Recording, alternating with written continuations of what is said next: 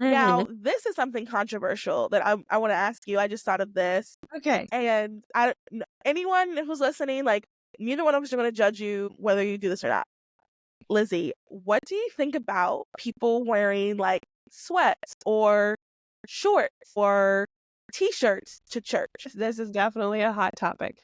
Um, okay, so all three of those things you just mentioned, athleisure, shorts, and t-shirts, have kind of become like a uniform for society. If you think about it, it's more of an androgynous, there are androgynous articles of clothing, right?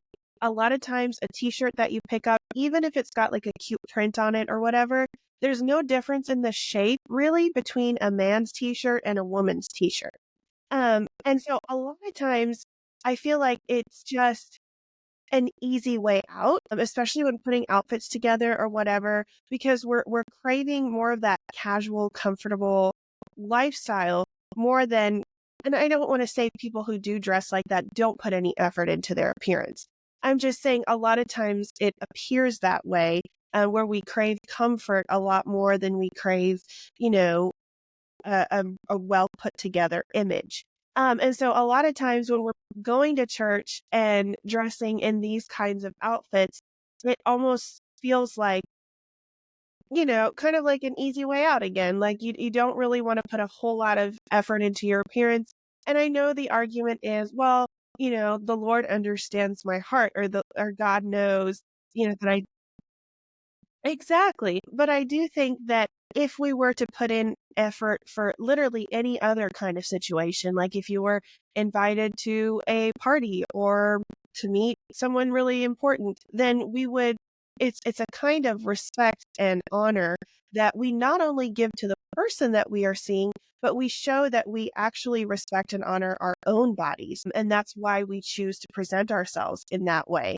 So I think it kind of goes both ways. When we're going to worship the Lord, not only do we dress ourselves in a way that honors Him, but it also shows, hey, I am a child of the King.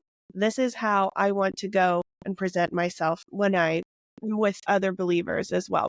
So I think there's like a fine line between dressing to honor the Lord and then also not doing it to gain attention from other people or to judge others for like not dressing.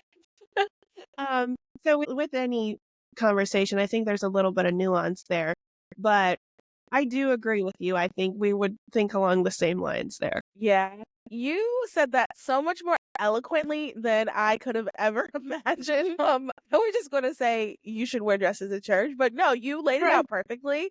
I want to add, I also think I heard someone else say this in a talk once, and I actually had this conversation with my friend the day before we were recording this because we were Mhm. talking about Congress people that have blue hair. And I was saying, I think that if you want to dye your hair blue, I mean, go for it, sister. But like, if you're Right. going to be in Congress, that level of prestige, I think you should just have a wig. Like, if you want to dye your hair blue, maybe put on a brown wig when you come into office or whatever. That's just my personal thought. So Mhm. I applied that same logic also to like church. Like, I think that for church, we should be dressing and presenting ourselves because of the event that we're going to. Yeah, I guess it's an event, the event we're going to.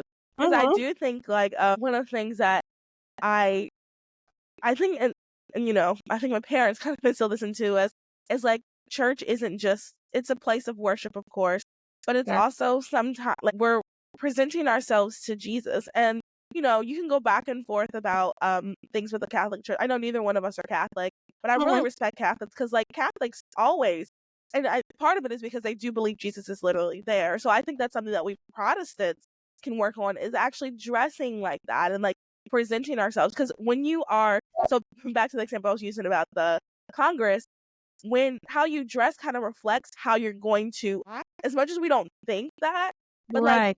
let's be honest with ourselves. When we're going out with our friends and we're not going to wear the same clothes we're going to wear to work for the most part because we're going to be acting differently. At least I think you probably should be acting differently Yeah. at, you know, the bar than you should at work, you know? So like I just think like how we dress reflects that. Like it's Mhm. a subconscious thing. I don't think we intentionally are like I don't think it's like necessarily intentional, but I think like when you wear a little bit more loungy, like relaxed, like you said, uniform Right. pieces to church, then you will reflect relaxed, lounging uniform things in your worship. And I think it's just a little bit more important than that, than just like our regular t-shirt and jeans Yeah. thing. And like my parents really had like, I remember when I was younger, so I don't think I've ever worn like leggings or jeans to church except for like a Sunday night or a Wednesday night thing. Right. Yes. And that wasn't until I like got to be an adult, because even then my mom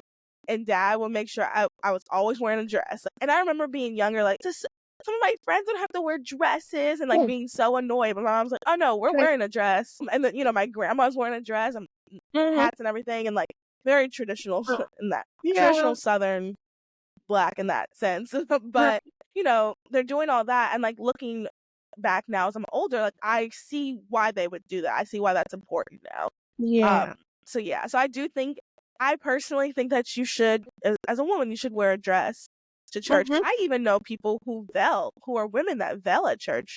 Um, Right. Yes. I do too. so, and I think that also is another reflection of you're going, and also in Catholic and Protestant women I know that veil. So like it's not just a Catholic thing. Mhm. And I think that also just brings it to another level of like, this is serious as opposed to, oh, just another lovely day out and about type of thing. So, Yeah. yeah. And if I might add, there are two things that I thought of really quickly. Um, when we make it about, well, God knows my heart, He does, and that is why you can pray at home in literally anything. When you're having your private fellowship time with the Lord, you can show up in literally whatever you want, and of course that is between you and the Lord. But there's another dimension at church because you're adding in the body of Christ. And so, yes, you can come before the Lord in any way that you would like. But when you are meeting with other believers, I think we have that little bit of that responsibility to then, again, dress for the occasion. Church is an occasion. Praying your quiet time with the Lord in the morning is not. So there's a little bit of a difference there. And then the second thing I think that trips people up is, well, does that mean we all have to wear pink frilly dresses? Is that the epitome of femininity? And I strongly disagree. I think there's a lot to do with, again, the colors that look best on you, the types of fabric that look best on you. And so there is not one sort of one size fits all kind of formula to follow in order to appear feminine and put together and beautiful. And I think that's the most interesting part of all this, that where color and style fits in, is that under the banner of modesty and beauty and dignity, there's a lot of variety. There's a lot of variety that the Lord has created that we can experiment with and enjoy, and not feel like we all have to dress the same in order. Thank you for watching this clip of Those Are the Girls with Mallory and Friends. You can watch the full episode here on YouTube or wherever you listen to podcasts.